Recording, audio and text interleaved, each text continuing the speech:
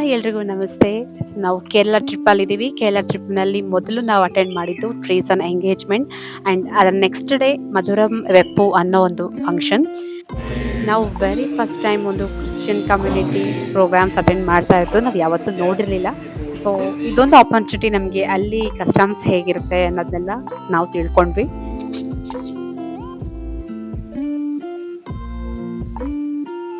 So ಈಗ ನಮ್ಮ bride ರೆಡಿಯಾಗಿದ್ದಾಳೆ. ಅವರ ಮನೆಯಿಂದ ಈಗ ಚರ್ಚ್ಗೆ ಹೋಗಿ ಚರ್ಚ್ನಲ್ಲಿ ಪ್ರೇಯರ್ ಮತ್ತು ಸಮ್ಮತಂ ಅಂದರೆ ಹುಡುಗ ಹುಡುಗಿ ಇಬ್ಬರು ನಮಗೆ ಪರಸ್ಪರ ಒಪ್ಪಿಗೆ ಇದೆ ಅನ್ನೋ ಪ್ರಾಮಿಸನ್ನು ಮಾಡ್ತಾರೆ.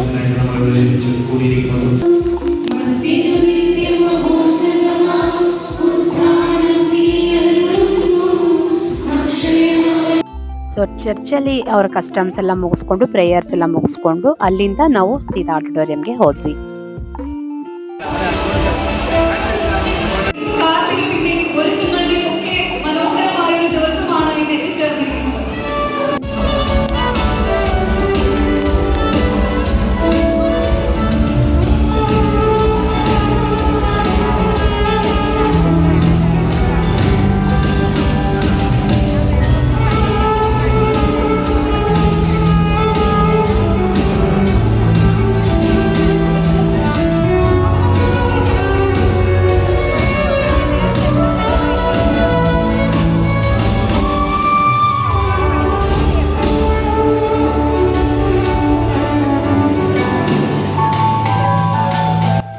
ಎಂಗೇಜ್ಮೆಂಟ್ ಪ್ರೋಗ್ರಾಮ್ ತುಂಬ ಸಿಸ್ಟಮೆಟಿಕ್ ಆಗಿ ತುಂಬ ಫಾರ್ಮಲ್ ಆಗಿ ಮಾಡಿದ್ರು, ತುಂಬ ಚೆನ್ನಾಗಿತ್ತು.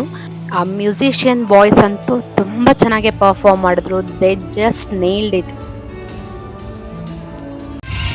ಅದಾದಮೇಲೆ ಟ್ರೀಸನ ಫ್ರೆಂಡ್ಸ್ ಮತ್ತು ಕಸಿನ್ಸ್ ಎಲ್ಲ ಸಖತ್ತಾಗಿ ಡ್ಯಾನ್ಸ್ ಮಾಡಿದ್ರು.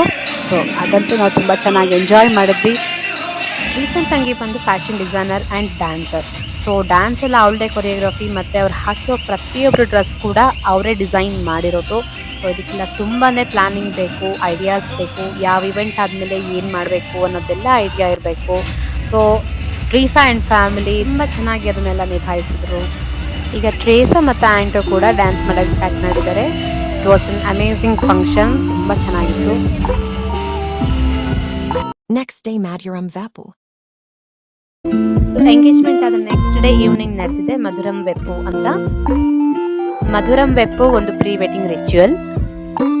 ಮಧುರಂ ವೆಪ್ಪು ಅನ್ನೋದು ಸಾಮಾನ್ಯವಾಗಿ ಕೇರಳದ ಕ್ರಿಶ್ಚಿಯನ್ ಸಮುದಾಯದಲ್ಲಿ ಕಂಡುಬರುವಂಥ ಒಂದು ಶಾಸ್ತ್ರ ಆಗಿದೆ. ವಧು ಅಥವಾ ವರ ಇಬ್ಬರು ಮನೆಯಲ್ಲೂ ಈ ಶಾಸ್ತ್ರವನ್ನು ಮಾಡ್ತಾರೆ. ಹುಡುಗಿ ಕಡೆಯವರು ಅಥವಾ ಹುಡುಗನ ಕಡೆಯವರು ವಧುವರರಿಗೆ ಸಿಹಿಯನ್ನು ತಿನ್ನಿಸ್ಬಿಟ್ಟು ಅವರ ಜೀವನ ಇಡೀ ಸುಖವಾಗಿರಲಿ, ಸಿಹಿಯಾಗಿರಲಿ ಅಂತ ಆಶೀರ್ವಾದ ಮಾಡ್ತಾರೆ.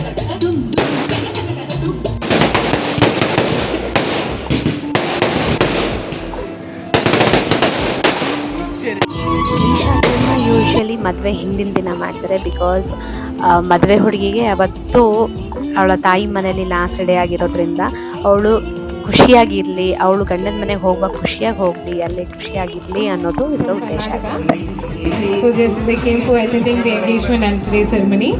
ನಾವು ಕೂಡ ಟ್ರೀಸಂಗೆ ಸ್ವೀಟ್ಸ್ ಎಲ್ಲ ತಿನ್ನಿಸಿ ಅವಳ ಲೈಫ್ ಚೆನ್ನಾಗಿರಲಿ, ಸ್ವೀಟ್ ಆಗಿರಲಿ ಅಂತ ಹೇಳಿ ಅವಳಿಗೆ ವಿಶ್ ಮಾಡಿದ್ವಿ. ಭಾಷೆ ಬರದೇ ಇದ್ರು ಭಾವನೆ ಒಂದೇ. ಯಾಕೋ ಗೊತ್ತಿಲ್ಲ, ಈ ಹಾಡು ಅರ್ಥ ಆಗದೆ ಇದ್ರು ಕೂಡ ಕೇಳಿದ ತಕ್ಷಣ ಒಂಥರ ಫೀಲ್ ಆಯಿತು.